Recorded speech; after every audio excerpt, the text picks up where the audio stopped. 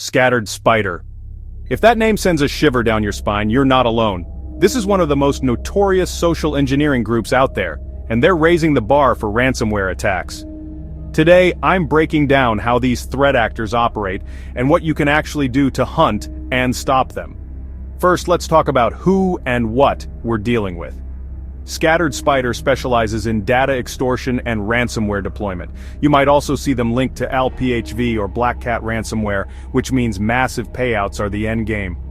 But it's not just about hacking systems. Their real weapon? Social engineering. These folks impersonate IT help desk staff, targeting unsuspecting employees to steal credentials. Imagine this: a call or email pops up, says it's IT, and asks you to reset your password or approve a login. That's their entry point. It doesn't stop there. Scattered Spider is infamous for MFA fatigue attacks, spamming users with push notifications until someone finally hits approve, just to make it stop. And if they really want in, SIM swapping is next, hijacking a phone number to intercept MFA codes. Once inside, they move fast, deploying ransomware across your environment before most people realize what's happening. So, how do you sniff them out before it's too late? Let's walk through a step-by-step defense strategy.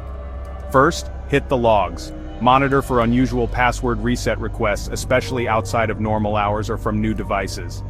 Second, keep an eye on those MFA logs. Multiple failed push notifications in a short window. That's a red flag for MFA fatigue.